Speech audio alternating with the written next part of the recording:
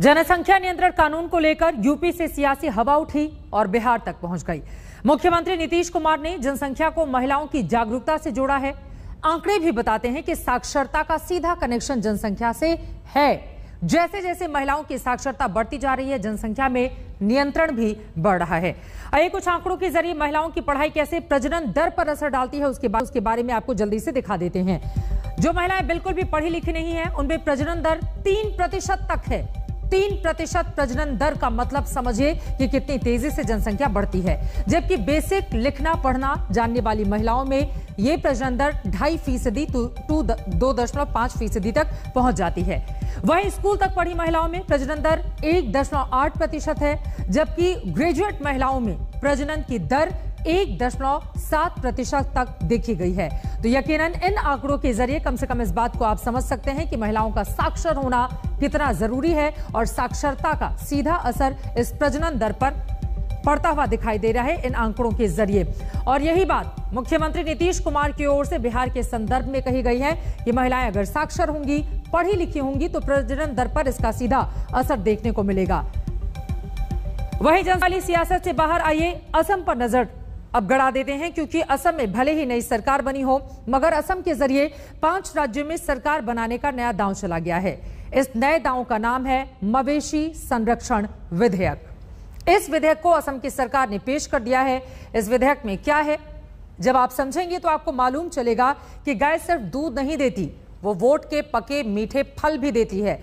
अब विधेयक पर सियासी ताब है, क्योंकि आने वाला चुनाव है। आमार भारतीय जनता पार्टीर इलेक्शन मैनिफेस्टोत এই বিষয়ে উল্লেখ আছে। দুমাহে যথেষ্ট নহয়, এইবাৰ আমি কাউ প্रोटेक्शन बिल, অহা মাহত पॉपुलेशन। तो जैसा कि तय था और जैसा असम के मुख्यमंत्री हेमंता बिस्वा शर्मा ने ऐलान किया था और जैसा असम में बीजेपी ने अपने मैनिफेस्टो में वादा किया था, बिल्कुल वैसा ही हो गया।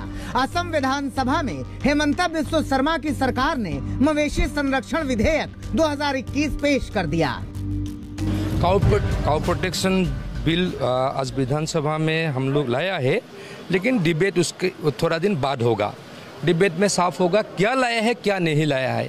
लेकिन मैं ये बोलना चाहता हूँ, कोई असंभव, कोई असंवैधानिक ये सब वहाँ में नहीं है।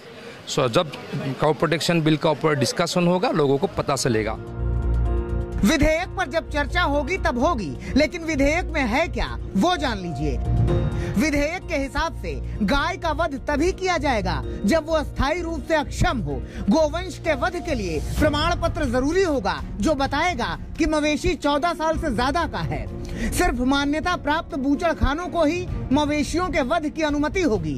किसी भी मंदिर या वैष्णव मठ के 5 किलोमीटर के दायरे में गोमांस की बिक्री नहीं होगी। गोमांस की बिक्री सिर्फ चुनी हुई जगहों पर ही होगी। गोमांस की बिक्री के लिए जगह चुनने का आदेश सक्षम अधिकारी देंगे। इसके अलावा विधेयक में साफ तौर पर कहा गया है कि नियमों का उल्लंघन करने वाले या बैल, गाय, बछिया, बछड़ा, नर और मादा भैंस की अवैध तस्करी से जुड़े लोगों के लिए कठोर सजा का प्रावधान है।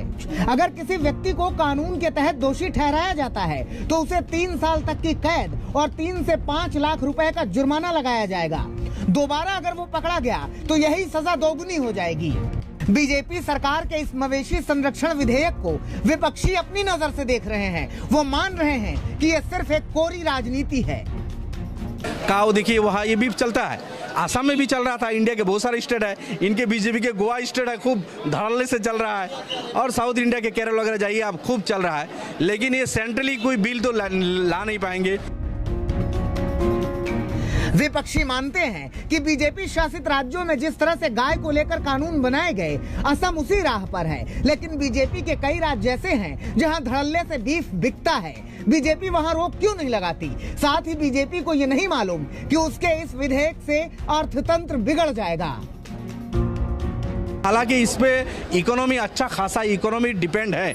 जो हमारा आसाम एग्री बेस्ड स्टेट है, आपको मालूम है यहाँ मोर देन 70% आदमी जो है लोग हैं वो एग्री बेस्ड है। इनके पास एक कैटल्स है, इनके पास एक गाय, भेल, भैंस ये सब है। अगर जो रेस्ट्रिक्शन ये ला रहे हैं, मैं थोरोली जाऊँगा तब आपको कहूँगा, जितना मैंने देखा तरह तरह के रेस्ट्रिक्शन इसमें है, उस पर अच्छा खासा नुकसान इन फार्मर्स को होगा। जो गौ पालक है, दूध के लिए जो गाय पालते हैं उनको प्रॉब्लम होगा। हालांकि के ये एक इलाके के लिए रिस्ट्रिक्शन, एक इलाके में आप छोड़ रहे हो, ये किस तरह की बातें हैं? गाय संरक्षण को लेकर बीजेपी की नीति हमेशा से ही आक्रामक रही है। दुनिया के लिए गाय दूध देती होगी, लेकिन राजनीति के लिए गाय वोट भी देती है और कई बार तो सियासी चोट भी देती है। हेमंता नाथ, गुवाहाटी, आज तक।